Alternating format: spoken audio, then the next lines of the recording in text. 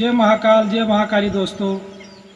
आज का जो हमारा विषय आपको आज ये वीडियो में जो आपको जो पेड़ दिखाई दे रहा है, ठीक है, ये एक पेड़ के 3 फायदे हैं। जैसे ये आपको एक पेड़ देता है 3 फायदे, मतलब गुप्त धन, गुप्त विद्या और गुप्त शक्ति, ठीक है।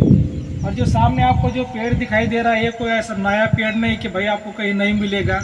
हर किसान के खेत में, भारत देश में कहीं पर भी आपको पेड़ मिल जाएगा, ठीक है। तो इसको बोलते हैं बेर का पेड़, ठीक है। माता शबरी ने जो बेर खिलाए थे भगवान श्री राम को, माता शबरी ने, इसे बेर बोलते हैं, ठीक है। वही ये बेर का पेड़ है। ऐसा थोड़ा कैमरे में पूरा ये बेर का पेड़ आप दिखाओ, ठीक है। देखिए जो इंद्रजाल विद्या है, जो तंत्र शास्त्र होते हैं, तंत्र शास्त्र में जो बेर का पेड़ है इसके 3 फायदे बताए गए हैं। वो 3 फायदे क्या है? गुप्त धन, गुप्त विद्या, गुप्त शक्ति। अभी कैसा गुप्त धन, कौन सा गुप्त धन, कौन सी गुप्त शक्ति, कौन सी गुप्त विद्या, इसके बारे में हम डिटेल से जानने वाले हैं। अगर आपने चैनल को फॉलो नहीं किया, सब्सक्राइब नहीं किया, सबसे पहले चैनल को फॉलो करिए, सब्सक्राइब करिए, लाइक करिए, शेयर करिए। देखिए भाइयों, जो हमारे चैनल का जो मकसद है कि जो कुछ समाज में अफवाह है उसको कम करना, और जो आपको है कि जो भी कुछ तंत्र मंत्र शास्त्र की जो बातें होती है उस पर हम विश्लेषण करते हैं, जो कुछ ज्ञान है आपके सामने हम रखने की कोशिश करते हैं। तो इंद्रजाल विद्या में, तंत्र शास्त्र में जो बेर का पेड़ है इसके 3 फायदे बताए गए हैं। तो देखिए जो पहला जो फायदा है, जैसे कि मान लीजिए गुप्त शक्ति। आप सब लोग जानते हैं कि किसी का भी खेत हो, जैसे मान लीजिए किसी का भी खेत हो, हर खेत में ऐसा एक पेड़ होता है, एक होता है या फिर बहुत से होते हैं, ठीक है। तो किसी का भी खेत हो, ऐसे बहुत से जो बुरी नज़र वाले जो लोग होते हैं, जैसे बोलते हैं बुरी नज़र वाले तेरा मुँह काला। अगर किसी की फसल ज़्यादा अच्छी आती है तो लोग क्या करते हैं, उसको देखते हैं, उसको नज़र लगा देते हैं, ठीक है। तो नज़र लगने के बाद में क्या होती है, उसकी जो फसल होती है उसका एक तो एवरेज कम हो जाता है, या फिर वो फसल बर्बाद होती है, ख़राब हो जाती है, ठीक है। उसका जो बेनिफिट वो कम निकलता है। तो अगर आपको ऐसा लग रहा है कि भाई आपके खेत को कोई नज़र बार बार, आपका पड़ोसी हो, आपका दुश्मन हो, कोई भी हो, कि वो बार बार लगा रहा है, तो आपको क्या करना है कि ऐसा बेर का जो पेड़ आपको दिखता है, ऐसे बेर के पेड़ को आपको जो है कि एक नारियल आपको ला के आपको ऐसा बांधना है, ठीक है। और नारियल के ऊपर ऐसा जो है आपको दिख रहा है, आप ये जो लाल तिलक है, ऐसा 5 जगहों पे आपको करना है।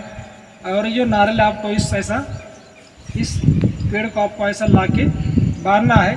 और सिंपली जो एक मंत्र होता है त्रिशक्ति का 9 मंत्र, ओम एम ह्रीम क्लीम चामुंडा विच्चे, 11 बार मंत्र आपको बोलना है, दक्षिण दिशा या फिर पश्चिम दिशा की तरफ मुँह करके।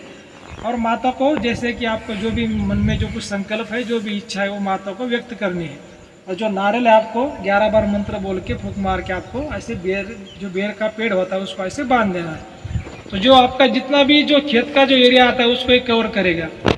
बेर के पेड़ को बांधने से पहले क्या करना है कि जितना भी आपका खेत है चारों तरफ, और नारियल को ऐसा आपको हाथ में लेके घुमा के आपको लाना है, और जो जिस बेर के पेड़ को बांधने का वहाँ पे जाके उसको बांध देना है, ठीक है। बांधते समय जो आपका मुंह है पश्चिम या फिर दक्षिण दिशा की तरफ होना चाहिए। तो ये होगा गुप्त शक्ति का नारियल का प्रयोग। अभी जो गुप्त विद्या क्या होती है, जैसे मान लीजिए कि अभी गुप्त धन भी मैंने आपको बोला है, ठीक है। तो गुप्त धन किसे बोलते हैं? जो जमीन के अंदर की जो चीज़ें होती है उससे गुप्त धन बोलते हैं।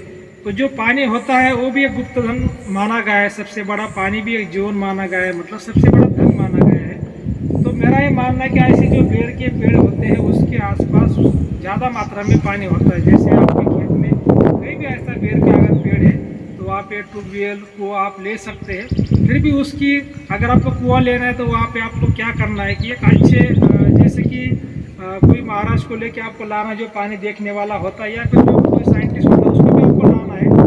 लेकिन जो शास्त्र में बताया गया है, जो तंत्र शास्त्र में बताया गया है, जैसे इंद्रजाल विद्या में, कि जो ऐसा जो बेर का पेड़ होता है उसके पास में जो पानी है आपके खेत के, मतलब बाकी जगह पे होता है, लेकिन ऐसे जो झाड़ के पास में थोड़ा ज़्यादा पानी मिलता है।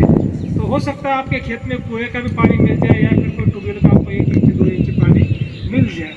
तो देखिए ये हो गया जैसे कि गुप्त विद्या का, अभी जो मैंने बताया आपको, जैसे कि और जो बताया कि भाइयों की गुप्त धन यानी जो जमीन के अंदर का पानी होता है, इसके भी इसके बारे में मैंने आपको बताया। और जो अभी गुप्त जो शक्ति होती है, जैसे कि मान लीजिए कि जो गुप्त विद्या गुप्त शक्ति होती है, ऐसे बहुत से लोग होते हैं जो कुछ तंत्र मंत्र सीखना चाहते हैं, या फिर फिर ऐसे कुछ साधना सीखना चाहते हैं, तो इससे एक साधना, ये जो पेड़ होता है, पेड़ के माध्यम से एक साधना सीखी जाती है।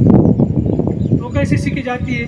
ये जो पेड़ होता है ना, जैसे मान लीजिए कि पेड़ है, ठीक है, इसकी फंदी है, ये जो पेड़ है इसकी डांग है, तो इसकी जो ऐसे साल निकालते हैं, जो कोई डांग दिख रही है, इसकी ऐसे साल निकालनी पड़ती है, और ये जो साल निकल के आपके राइट हैंड पे आपको ऐसी लपेटनी है, मतलब बांधनी है, और जैसे आसमान की तरफ आपको देख के ओम अंतरिक्षाय स्वाहा, ओम अंतरिक्षाय स्वाहा ये मंत्र होता है, ये 10,000 बार अगर ये मंत्र होते हैं, तो इससे भी आपको एक ऐसी विशेष सिद्धि मिलती है, वाचा सिद्धि मिलती है। तो वाचा सिद्धि वो क्या होती है कि जैसे अगर आप किसी को आशीर्वाद देंगे तो उसका अच्छा होगा, किसी को श्राप देंगे तो उसका बुरा होगा। लेकिन कोई भी विद्या का जो उपयोग है, कभी गलत कामों के लिए नहीं करना चाहिए, अच्छे कामों के लिए करना चाहिए। अगर हम किसी का बुरा सोचते हैं, बुरा करते तो हमारा भी बुरा होता है। इसी वजह से धर्म के अनुसार ही कोई भी काम करना चाहिए, कानून के अनुसार ही कोई काम करना चाहिए, कभी भी किसी का बुरा या फिर गलत नहीं करना चाहिए। तो जो बेर का पेड़ आपको आपके सामने दिख रहा है कि जैसे एक पेड़ 3 फायदे जो मैंने आपको बताए, गुप्त धन, गुप्त विद्या और गुप्त शक्ति, ये जो बेर का पेड़ है ये बहुत ही फायदेमंद है।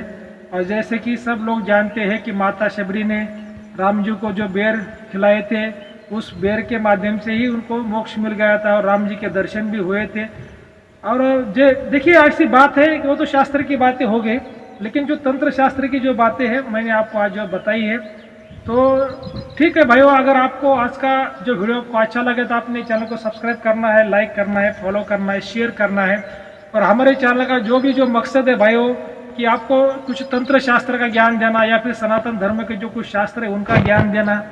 तो हमारा ऐसा कोई भी मतलब इसके अलावा ऐसा कोई गलत मकसद नहीं है कि भाई कोई अंधश्रद्धा या फिर अंधविश्वास को फैलाना, ऐसा हमारा कोई मकसद नहीं है। तो ठीक है, धन्यवाद।